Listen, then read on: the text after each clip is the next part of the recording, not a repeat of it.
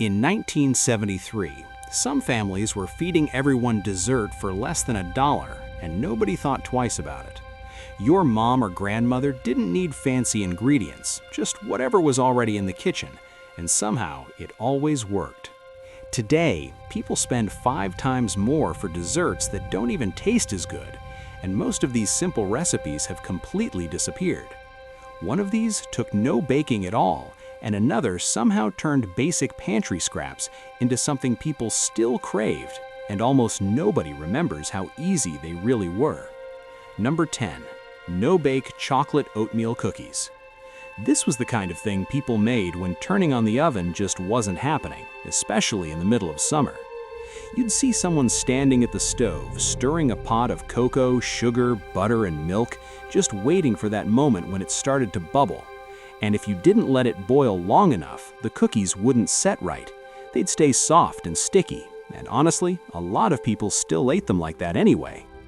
Then came the oats, and a scoop of peanut butter, mixed in quick before everything thickened up. No baking, no trays in the oven, just spoonfuls dropped onto wax paper across the counter. They weren't pretty, some came out too dry, some too gooey, but they smelled like chocolate and always disappeared fast. Most people forgot this, but back then, this wasn't just a treat, it was one of the easiest ways to make something sweet out of almost nothing. Number 9. Banana pudding. This was the dessert that showed up when bananas were getting a little too soft to eat on their own, and nobody wanted to waste them. You'd slice them up anyway, layer them with vanilla wafers, and pour over some pudding. Most of the time it wasn't homemade, just a simple mix from a box, but once it all came together, nobody really cared. And if it sat in the fridge long enough, those cookies would soften into this cake-like layer that almost tasted better than the bananas themselves. Some people rushed it and served it right away, but it was always better the next day, once everything settled and soaked through.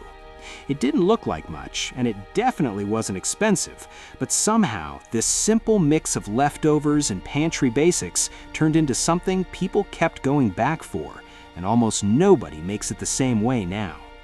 Number 8. Ambrosia Salad. This one always showed up at gatherings, sitting quietly on the table like it didn't belong with the desserts, but everyone still treated it like one. It was a mix of canned fruit, mini marshmallows, and whipped topping, all stirred together in one bowl. No cooking, no measuring too carefully, just whatever was on hand going in. And honestly, it changed every time. Some people added coconut, some threw in chopped nuts, and others kept it as simple as possible. There wasn't really a correct version. Kids usually went straight for the marshmallows first, and by the time it made it back to the fridge, half of those were gone. It was cold, sweet, and a little unusual. Not quite a salad, not quite a dessert. Almost nobody does this now, but back then it was one of the easiest ways to turn a few cheap cans into something that felt a little special. Number 7. Tapioca Pudding. This was the dessert that made people stand by the stove a little longer than they wanted to. Those tiny tapioca pearls didn't look like much at first, just small white beads soaking in milk. But once the heat came up and you kept stirring, they slowly turned soft and almost transparent, and you had to keep an eye on it. Walk away too long and it would clump or stick, and fixing it wasn't easy. Some people added eggs to make it richer, others kept it simple with just milk and sugar. Either way, it thickened into that slightly stretchy, creamy texture that not everyone loved, but a lot of people grew up with. It was usually served warm, sometimes chilled later depending on the house. This is where it gets interesting. It wasn't about fancy ingredients at all. It was about patience, something most desserts today don't really ask for anymore. Number 6.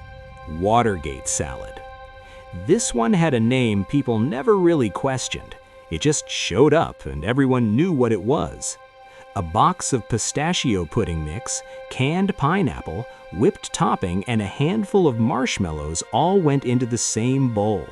No cooking, no real steps, just stir and chill.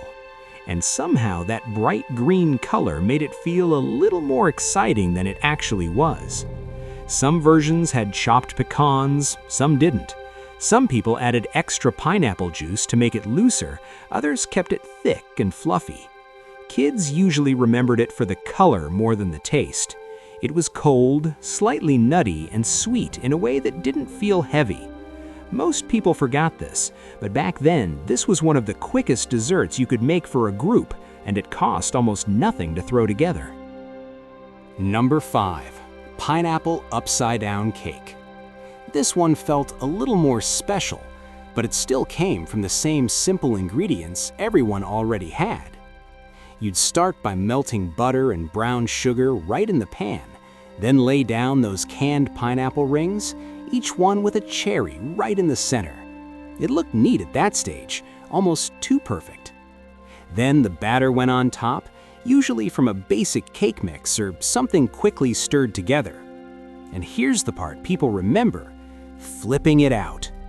Sometimes it came out clean, with those golden pineapple slices sitting perfectly on top. Other times, a piece stuck to the pan and someone had to quietly patch it back together before serving. It was warm, a little sticky, and just sweet enough without being too much. Today, desserts try to look perfect all the time. Back then, even when this didn't flip right, people still sliced it up and enjoyed it the same way. Number 4. Chocolate Cobbler. This is where it gets interesting, because this one didn't look right while you were making it. You'd start with a simple batter in the bottom of a dish, nothing fancy, just flour, sugar, cocoa, and milk mixed together. Then, instead of stirring everything like you normally would, you poured a layer of sugar and cocoa right over the top and then hot water over that, and you were told one thing: don't mix it. It went into the oven looking completely wrong. But somehow, while baking, it flipped itself. The top turned into a soft cake, and underneath, this rich chocolate sauce just appeared on its own. Scoop into it, and you'd get both in one spoonful. Some people added nuts, some didn't, but most just ate it warm, straight from the pan. Almost nobody does this now, but back then, it felt like making dessert out of nothing and ending up with something way better than expected. Number 3. Wacky Cake. This one came from a time when certain ingredients just weren't always available, and people had to figure things out. No eggs, no milk, no butter. Instead, everything went straight into one pan. Flour, sugar, cocoa, then small holes made in the dry mix where you poured oil, vinegar, and water. It looked strange while you were doing it, like it shouldn't work at all. But once it baked, it turned into a soft, rich chocolate cake that nobody would guess was missing anything. And you didn't even need a bowl. Less mess, fewer dishes, which mattered more than people admit. Some ate it plain, others dusted a little sugar on top or added a quick icing if there was time. This is where it stands out. It wasn't just cheap, it was practical. Today, recipes feel more complicated than they need to be. Back then, this proved you could still make something good even when you didn't have much to work with. Number 2. Rice pudding. This usually showed up the day after a big meal, when there was always a little leftover rice sitting in the fridge that nobody wanted to waste. Instead of throwing it out, people back then turned it into something completely different. The rice went into a pot with milk, sugar, and maybe a splash of vanilla if it was around. Then it just sat there on low heat, slowly thickening while someone stirred it every now and then. And this is where it gets interesting. If you didn't stir enough, it would stick to the bottom and get that slightly toasted flavor. Some people actually liked it that way. Sometimes they added raisins, sometimes just a sprinkle of cinnamon on top right before serving. Nothing fancy, just warm, soft, and slightly creamy. Today, most people wouldn't think twice about leftover rice. But back then, it quietly turned into a dessert that cost almost nothing and still felt like something worth saving. Number 1. Cherry Delight. This was the one that felt like a real dessert, even though it was made from some of the simplest things in the kitchen. It usually started with a quick crust, crushed graham crackers mixed with melted butter, pressed down into a dish with whatever was handy, sometimes even the bottom of a glass. Then came the middle layer, a mix of cream cheese and a little sugar, softened just enough to spread without tearing the crust apart. And on top, that bright red cherry pie filling, straight from the can, spread edge to edge. No baking, no complicated steps, just layers. Some people rushed it and served it right away, but it was always better after sitting in the fridge when everything firmed up and held together clean when sliced.